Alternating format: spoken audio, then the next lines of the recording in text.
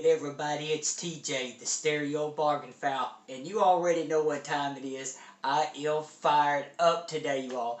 That's right, I am fired up to bring you my full in-depth video review of Yamaha's very own CA-810, which is basically a two-channel stereo integrated amplifier that is Class AB. But one of the things that I love the most about the CA-810 is when it was built. It was built back in the era that I always called the golden age of audio gear. And I'm talking about no other than back in the 1970s and the late 1960s. Now the Yamaha CA-810 came out back in 1977 and had a production run to 1979. Over here in the United States, in those years, if you was to buy the CA-810, the MSRP price point was between $430 US up to $450 US.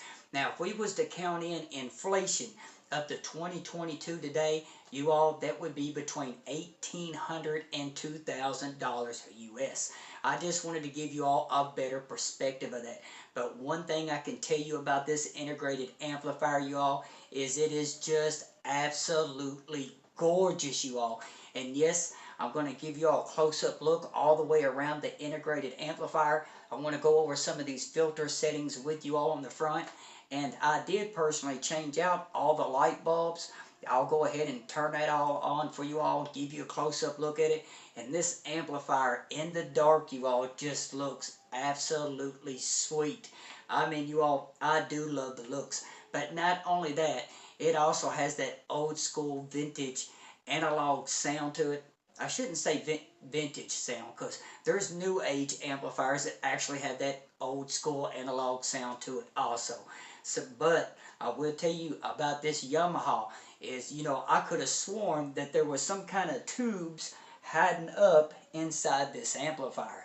But anyways, you all, I paired up about 9 to 10 different sets of speakers with the CA-810 to give me a very good understanding of its overall tonal character and sound performance. And I will go over that with you all after the close-up look when we go around the amplifier.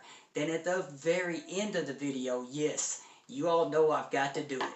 I've got to take my trusty Klein Phillips screwdriver, and we're going to pop the hood and take a deeper dive inside. But you all got to admit, this is one gorgeous looking integrated amplifier. I mean, I even had to give her a name. That's right, you all. I call this my Roxy baby, because she really does like to rock out. But it is important, I've got to tell you all, this amplifier can be what I call a double-edged sword. Meaning, you hook the wrong speaker up to this amplifier, you're going to be in for a bad day. And I'll go over that when I'm talking about the sound performance and tonal character of the amplifier. But first, let's get into some interesting facts about the integrated amplifier, and I'm going to give you all the size and dimensions of the amplifier as well. And again, it came out back in 1977. It's a two-channel Class AB integrated amplifier. Now back then, the Yamaha engineers, they were very conservative when they gave their power rating. Now they rated the Yamaha CA-810 at 65 watts at 8 ohms and 90 watts at 4 ohms. Now there's been other YouTubers out there that actually have worked on the CA-810. People like the Vintage Audio Addict, X-Ray Tony B, and they actually tested these amplifiers out to see how much power they could really put out.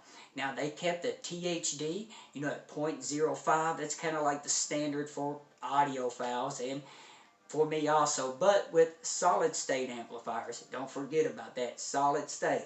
But anyways, when they tested out the CA-810 into 8 ohms, they got between 80 and 85 watts. Because when I first got this integrated amplifier and I was rolling through all my different speakers, I was like, boy, that's a really powerful amplifier, you know, to be rated at 65 watts at 8 ohms. I mean, inside this amplifier, inside the CA-810, we have a big 450 VA L transformer. I mean, you all, it is like this big. I mean, it is some real iron inside of this Class AB amplifier. So, you know, I was kind of shocked when I was driving many different speakers how easily, this 65 watt amplifier was driving some of my hardest to drive speakers. Now, I will tell you all straight up, speakers that are under 86 dB efficiency, no, I would not recommend this amplifier. If you had Maggies, electrostats, anything like that, no, I wouldn't recommend it. But today most speakers, are 86 dB and efficient and above. Most of them altogether. I don't want you all to get it wrong, and I'm saying this is a powerhouse of an integrated amplifier. I'm just telling you all it sounds a lot bigger than 65 watts. Which reminds me, what is the size and dimensions of the CA-810? From one side to the other side, it is 17 inches across. And from the front to the back, the depth is actually 12 inches. And it sets up 6.5 inches tall overall. Now, to give you a better perspective of that size, it would be like taking two Audiolab 6000As and setting one on top of another, and the dimensions would be almost the same. Now, the Yamaha CA-810 comes in at 26.5 pounds or 12 kilograms overall. Now, that's really not a whole lot of weight to this integrated amplifier. And the reason for that is when the Yamaha engineers built the circuitry of the 810, they didn't have to add a big massive heat sink in the middle of this amplifiers to keep the output stage transistors cooled. Now, basically what the engineers done, when I take this, cover off the CA-810, I will show you that the engineers actually put the output stage transistors on the outside metal casing of the integrated amplifier, letting them to be able to be cooled very easy from the sides than being in the middle of the amplifier. Because if they did add those heat sinks, this amplifier would probably weigh 30 to 35 pounds overall. But I will tell you, for many years or a long lengthy career as an audiophile, this amplifier, in my humble opinion, when it comes to that overall weight, it does sound like a 30 to 35 pound Class AB integrated amp.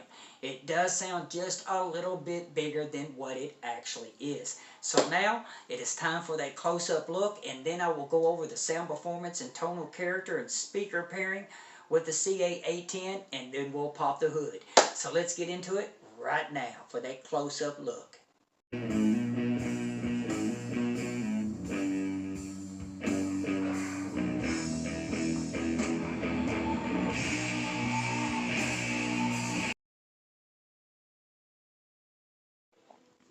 Okay, you all, it is time for that close-up look of the Yamaha CA-810. I'm quickly going to go over all the different filters, setting, and tone controls of this integrated amplifier. Now, I just had a music playback for you all just for a couple seconds, so you could actually see the VU meters actually dancing. So I need to give credit for that music playback to Electric Wizard, which is basically an English doom band. Now, the name of their song that I was playing for a couple seconds was Funeralopolis. But one thing I love about the electric guitar player during that track is the electric guitar player has that Venom style of playing electric guitar, which is just basically dirty, distorted sound that I know once I get it right that, my amp and speaker pairing is on point. So now let's go ahead and jump straight into this. One of the first things you're going to notice with the CA-810 are these gorgeous looking VU meters that are very accurate, you all. I mean very accurate. I did install all new light bulbs in behind them. So if I go down here to the main power switch, when I turn this on, a red light will come on here and the lights will come on behind the VU meters, and you'll see just a little surge of power coming into the amplifier. Then 5 seconds later, we will hear the relay kick on. So here we go.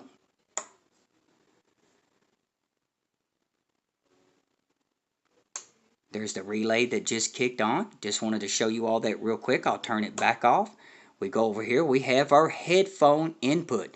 I did use my Massdrop 6XX headphones, and the headphone amplifier, it sounded okay, but the only way to use the headphone amplifier is to come over to Speaker Selector and actually turn it off. So you can't listen to your headphones at the same time that you're listening to your speakers. Now over here at the Speaker Selector, we have Speakers A, Speakers B, and speakers A and B. Yes, you can play 2 sets of speakers at the same time, but Yamaha recommends that they be at least 8 ohm and above. In my humble opinion, I would not drive 2 sets of speakers at the same time. But it would be fun, having 2 different sets of speakers hooked up and going back and forth between A and B to see which speakers sound best to you. And you may want to have 2 sets of speakers hooked up because maybe you have a set of speakers that sound amazing on jazz and you have another set of speakers that sound amazing on heavy metal.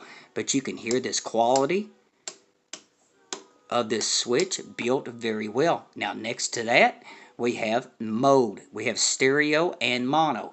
And basically, when you go into mono, that means both speakers are playing the exact same sound out of both speakers. Now to me, when I use this, it basically kind of knocked the top end out just a little bit. But normally, I keep it in stereo mode. Next to that, we have subsonic filter. Now this is going to be really awesome for people that play vinyl out there. What this is really intended for is when you turn subsonic filter on, you're basically cutting off all frequencies below 15 hertz. Now supposedly we can't hear but below 20 hertz, but when you turn it off at 15 hertz, there's a lot of records out there that have what they call low frequency rumble. And this low frequency rumble can add a lot of noise to the overall sound that you're getting out of the amplifier. So if you have a record that's doing that, you can just turn it off at its 15 hertz, which is going to be really cool for a lot of people that still spin the vinyl. Next to that, we have high filter. And basically, what this does, it says 10 kilohertz down here. Once you turn this on, it starts rolling the top frequencies off from 10 kilohertz all the way up, I guess, to 20 kilohertz. So that can just knock that top end out a little bit. Say you had some really bright speakers and you wanted to knock that top end off just a little bit, well, you could use your high filter.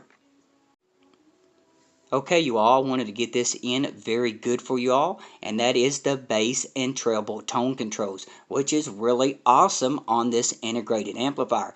As you can see, the bass has a dedicated switch to it. We have 125 hertz, tone defeat, and 500 hertz.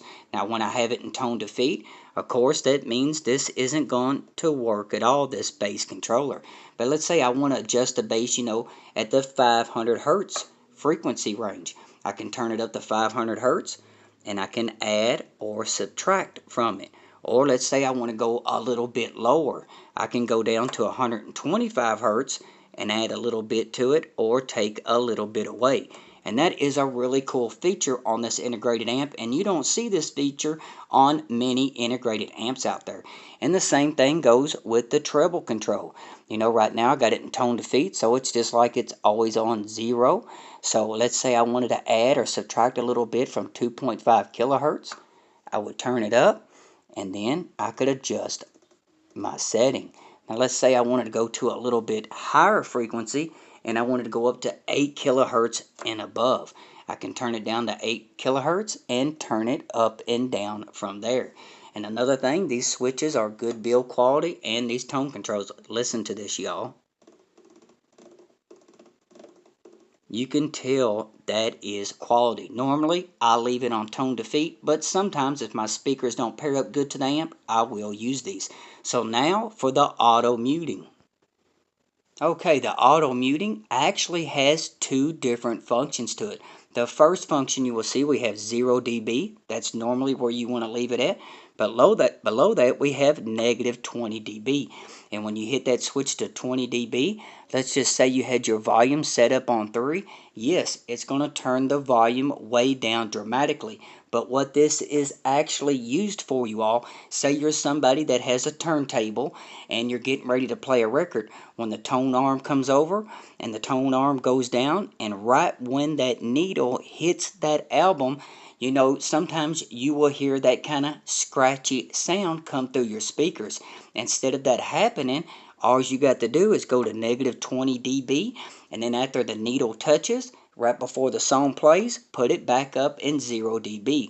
That is actually what this is used for, so you don't hear that scratchiness noise coming from your record as soon as the needle drops. Now, yes, you could come over here and mess with and turn your volume down and turn it back up, but let's just say you had your volume set to where you want it.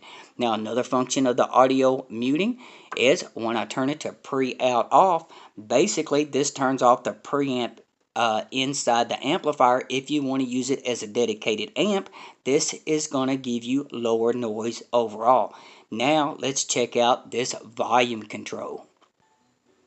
And here we have this nice size volume control that has just such a smooth resistance to it, you all. I mean, it feels very good. Now, this is an analog volume control, and behind it we have our balance. We'll go from the left speaker to the right speaker. Again, very smooth. When I pop the hood and show you in behind the volume control, the engineers at Yamaha actually used 4 potentiometers stacked one next to each other for the volume control. So now, let's get into the loudness control.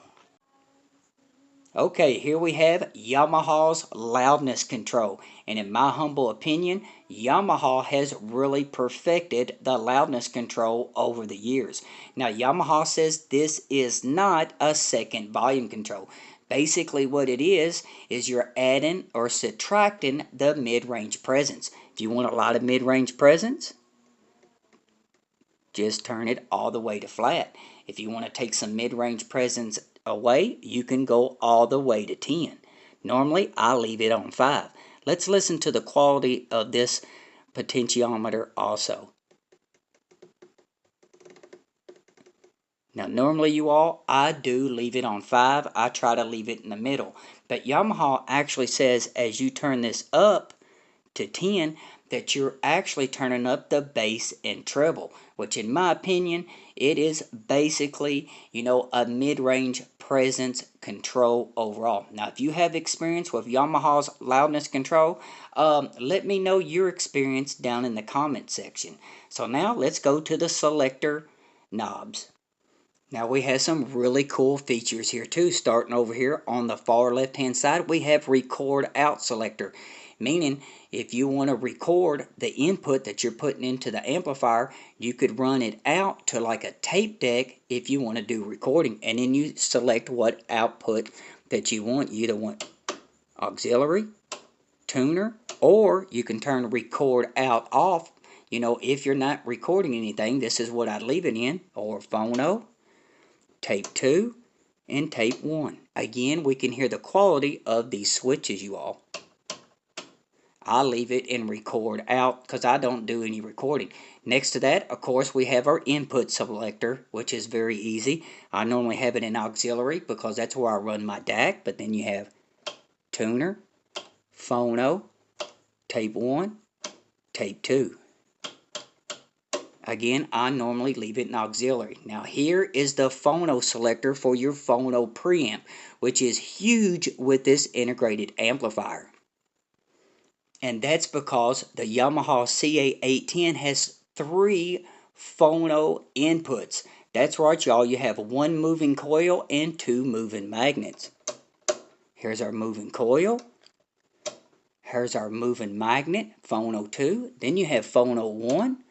And with phono 1, not only do you have 47 ohms, but you have 68 ohms and 100 ohms also. Now, 47 ohms is, the normal. That's what most people use.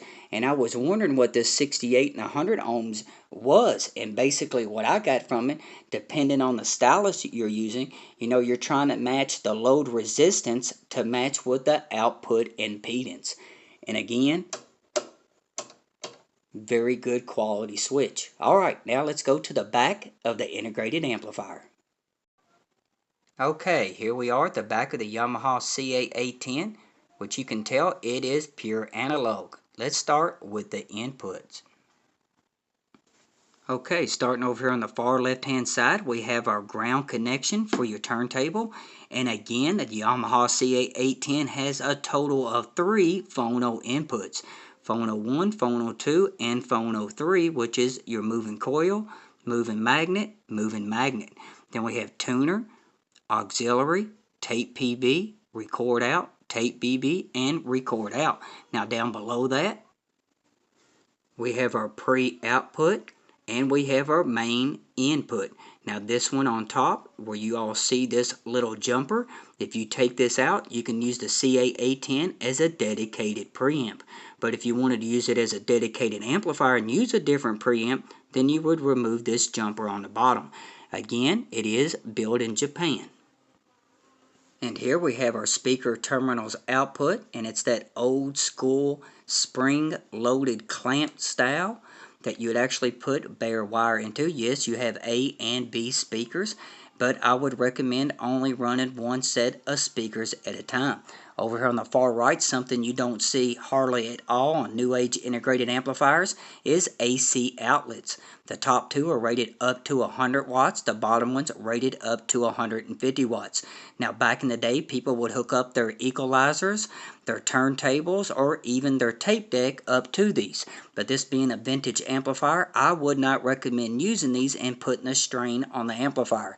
And down below, yes, we have the power cable that's attached. So now, it's time for me to get into my subjective, humble opinion of the overall sound performance and tonal character of the Yamaha CA-810.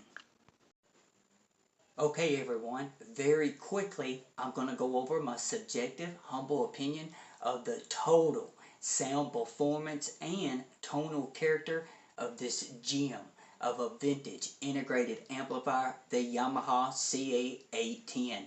And I've had a lot of fun with this integrated amplifier, having that old school analog sound to it. Now, before I get into Yamaha's natural sound from this vintage amplifier, I do want to let you all know that, this sound of Yamaha will be for a lot of people, but it will not be for everyone out there.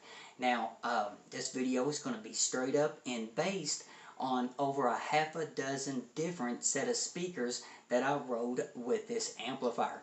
Now, when I was testing this amplifier out, I turned all the tone controls on 0 and I kept all the filters completely off to give me basically that purest audio signal overall when I was trying to find the speakers that pair up good with this amplifier. Now, I've been personally owning Yamaha amplifiers since 1997. I've owned many vintage amplifiers, new age amplifiers from $500 US all the way up to $3,000 US. So I have a lot of experience for that natural sound. Again, it won't be for everyone, but it will be for a lot of people. So let's go ahead and just jump straight into this.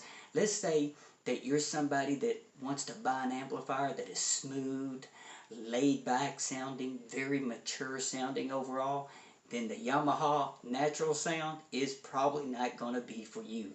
The Yamaha sound is more like you're at a live event. The top end of this amplifier is very energized, and again, it's very detailed as well. I mean, details are very good with this amplifier. And one thing that I like about it is it's not overly analytical sounding in the top end. And you don't have that information overload overall with this amplifier either. But if you pair up the wrong speakers to this CA-810, I'm telling you right now, it's going to be a bad day. If you were to hook up some really bright, lively sounding speakers to this amplifier, it's probably going to be too much of a good thing overall. Again, I rode through over half a dozen set of speakers with this CA, the 8110. I wouldn't pair up speakers like Focal, Monitor Audio, B&W. I probably wouldn't hook up those kind of speakers with this amplifier. Now, when I'm talking about the top end treble of this amplifier being very detailed, and it is a dynamic sounding amplifier, it's not what I would call hyper detailed. Meaning, if you're somebody that wants to hear the saliva off the singer's lips, then yes, this integrated amplifier probably wouldn't be for you. If you're somebody that wants to hear every single ounce of those micro details, again, this amplifier probably wouldn't be for you. Overall, it's a very musical sounding amplifier and really gets me toe tapping. But what really gets me about this amplifier is the mid-range. So now, real quickly, when it comes to the bottom of the top end and the upper mid-range, yes, the Yamaha CA-810, like many Yamaha amplifiers, has that forward presentation to it. I mean, it's like, if you're sitting at a concert, having that forward presentation with this amplifier, it's going to put the sound right up in front of you. And when you're sitting there listening to the singer, for me, it really puts the singer out in front of the sound stage. And again, speaker pairing is very important with this amplifier. But what really gets me about the CA-810, y'all, and I do think this has to do with the output stage transistors that Yamaha used. They used, those vintage FETs, field effect transistors. But anyways, you all, in that mid-range from this amplifier, I'm really getting, at times, this rich, harmonic flavor to it, you all, that just reminds me of tube amplifiers. At the first of this video, I told you all I was looking inside this amplifier to see if I could see any kind of tubes inside. No, I'm not saying it sounds like a tube amplifier. It just has that, that rich, harmonic flavor to it in the mid-range, especially when you get that speaker pairing right. You all, oh my goodness, it can just sound really good. And another thing, the fluidity of the dynamic flair that this integrated amplifier can have also can sound too good. I mean, when I'm sitting back and I'm listening to electric guitar, and I can almost hear if the electric guitar, when they're using their head amp, I can almost hear if they're using a tube amplifier. And y'all, that is really, just getting deep into the sound of the amplifier. I mean, I've had a lot of fun with that Yamaha sound. Now again, it is a very energizing sound overall. And when I was going through my speakers, most of my speakers, that did sound a little smooth, a little bit laid back compared to my other speakers. Those speakers were pairing up better with this Yamaha amplifier. Speakers like my Polk Audio LSIM 703s over here, when I paired up the Yamaha CA-810 to it, they sounded great. Even my Elac UB 52s, when I reviewed those speakers, I told you all that the Yamaha CA-810 paired up to them very well also. The Elac UB 52 has a very balanced sound, but the top end, there just wasn't enough life up there and excitement for me. I wanted a little bit more sparkle, a little bit more airiness in the soundstage with those Elacs, and that Yamaha's natural sound really brought that to the table. But one speaker that really surprised me, you all, was no other than a budget speaker. Now this is based on its price point. Over here, I had the Pioneer FS52s by Andrew Jones. I think they're about $250 a set, and they're good up to, almost medium-sized rooms if you have enough power for them. But when I hooked up the Yamaha CA-810, this speaker actually in the top end and the tweeter, it really starts to roll off hard at about 15 kilohertz, 14 kilohertz. And it's kind of laid back a little bit compared to like my metal dome tweeters. And pairing up this amplifier to those speakers, I'm just going to tell you straight up, that speaker sounded 3 times its price point because the synergy matched with the Yamaha CA-810. Now when it comes to that low-end bass, I know a lot of y'all are bass heads out there, and I am also. And tracks I use for bass, Metallica Black. Love Metallica Black, y'all. Another one I use is actually Bella Flex Greatest Hits. Very good bass in this CD. Highly recommend this CD. And then, yes, of course, Notorious B.I.G., Dr. Dre, and Snoop D-O-O-G.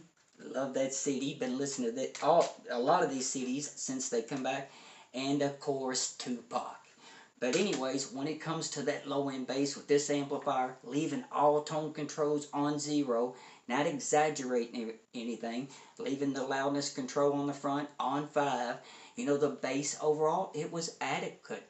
It wasn't boosted up, it wasn't tilted up, it wasn't muscular, but it wasn't thin either. It was just adequate. It was good enough of not overshadowing the lower mid-range of that Yamaha CA-810.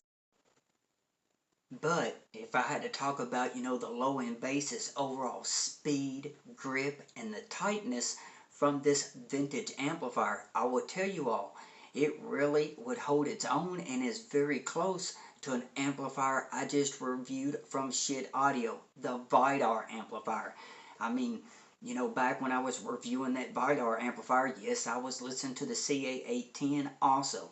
But when it comes to that full flesh and body and weight to the overall sound, yes, the CA-810 holds its own against my Marantz PM8006. Now, I'm not telling you that this amplifier, again, it's not muscular, it doesn't have a big, hefty sound to it, but it doesn't sound lean either. It falls right in between that. I hope that gives you all a better understanding. And another thing, one of the caveats with Yamaha amplifiers is no other than when you hook up the wrong speaker. That's why I say Yamaha's natural sound can be a double-edged sword. Meaning, if you hook the wrong speakers up to this amplifier, the Yamaha's upper mid-range forwardness and the lower treble has this forwardness to it that can have a bite to it. It can have a hardness to it. It can sound, too much in your face overall if you hook up the wrong speaker. Me personally, I would recommend, speakers out there that are not lively sounding speakers, that are more, laid back overall. But I will say, when it comes to soundstage with this amplifier, it does have good airiness. But one of its caveats is the imaging is okay with this amplifier. And I'm basing that, compared against the new age amplifiers that I own today. The imaging is alright. If you're huge into imaging, then yes, the Yamaha CA-810 probably wouldn't be for you. Now, when it comes to instrument separation, actually, this CA-810 actually done a good job, y'all. I was using CDs for instrument separation, like Jazz at the pawn shop. I love this CD. Also, Bosie's, Livens, and Stevens CD, Black Light Syndrome, and their song I play all the time. I love it, absolutely love it, is Denon. That lets me know how quick, the amplifier can keep up. And the Yamaha done a good job. When it comes to instrument separation, if you were listening to an orchestra, say you're listening to 10 instruments at the exact same time, with the Yamaha, this vintage amplifier, you're probably going to hear about 6 of those instruments. It does a good enough job. I'm not going to say it does great, but I'm not going to say it does bad either. Now, when I mean this amplifier sounds musical, I just mean it doesn't sound overly analytical. You're not getting that information overload. It's just very dynamic and detailed sound to it that can have that rich harmonic flair to it. That rich harmonic flavor, when you get the Yamaha paired up good with synergy with the speakers, it can be addicting. Now, I know why there are so many Yamaha enthusiasts out there, just like myself. But Yamaha's natural sound won't be for everyone out there. Yes, even the Yamaha CA-810 and other Yamahas I've experienced, they do have a brutally honest sound to them overall. Now, do I mean that the amplifier is, what do we call it, very revealing sounding? I'd say yes, but not on a hyper detail level with the CA-810. But, if you feed this amplifier a bad recording from your transport, it's going to sound bad. You send it a good recording from your transport, it's going to sound good. And, I heard this even more so when I was sitting back listening to vocals. Again, the Yamaha has that upper mid-range forwardness to it that really can put the artist right in front of the sound stage. Here's a couple of CDs I used testing out vocals. Agnes and Julie Stone's CD, brother-sister duo, love that CD. One of the first albums I ever owned in my life at 6 years old, which was an LP, Michael Jackson's Thriller. Love this CD. And here we have Chantel Chamberlain's Biography CD. I absolutely love her song, Besame Mucho. Oh, I love that song. And here we have Joe Bonamassa with that rock and roll blues, which one thing about this Yamaha, it does sound great on 70s rock and roll music. And then last but not least, we have Prince. And that song Prince sings, Sexy Motherfucker. I love that song. I just love it. But anyways, this amplifier does, again, do really good on rock and roll music. When it comes to vocals, you know, it sounds, you know, almost lifelike. Almost like it's, you know, brutally honest. Very revealing. But still not on a hyper detail, just more being dynamically detailed. It's not overly doing it. You're not getting an information overload with this vintage amplifier. And I just enjoyed it overall. So now y'all, to wrap up this video, I'm going to pop the hood and take you all for a deeper dive inside and show you the build quality of the Yamaha CA-810. So now, let's get into this. Okay, you all, it's time to pop the hood of this gorgeous looking vintage integrated amplifier. See, we got the cooling vents on top, and all we have to do is take out 2 Phillips screws on each side. Okay everyone, I got the top cover off the Yamaha integrated amp. I highly recommend that nobody else do this. Now you can see Yamaha done a good job bracing this top cover. Our heat vents are made out of metal, and again, it only took 4 screws to take this off. There's those new light bulbs I just put in. CA-810 takes 4 of them, and they run in a series. Now let's check out these heat sinks. I think Yamaha was very smart. They put the heat sinks on the outside of the amplifiers on both sides. If we look over here, you'll see we have our output stage transistors, or FETs, field effect transistors.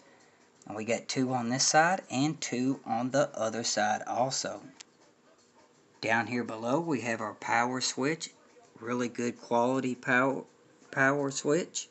As you can see the thickness of that front face plate.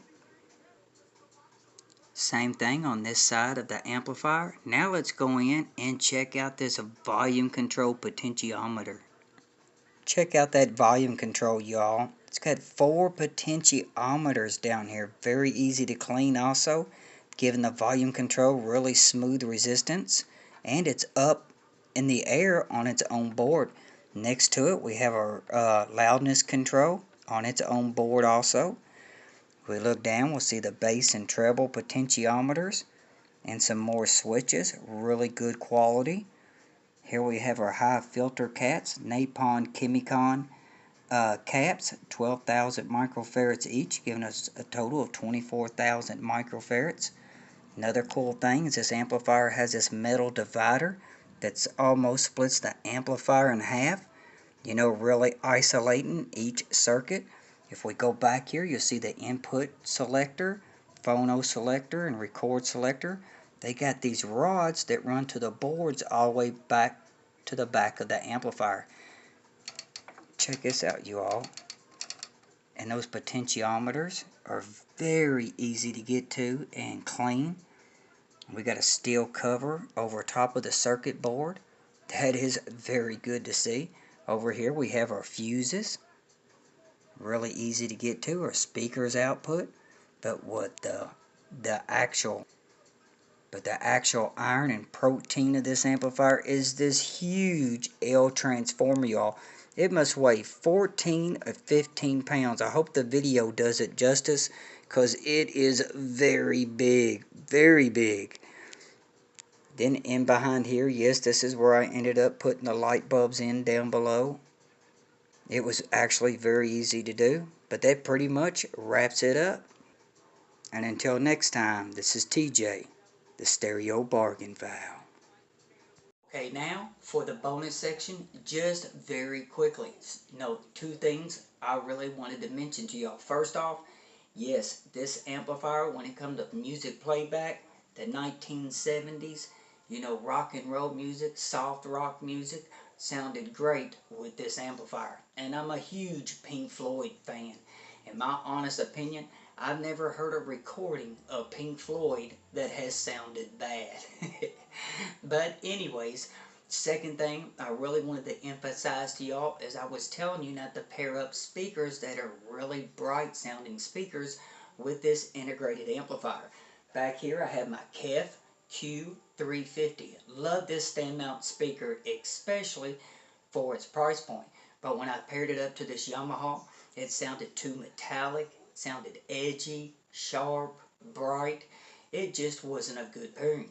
But one speaker that really shocked me when I paired up to this amplifier, that really got me toe tapping, especially when I started using the tone controls and filters, is no other than my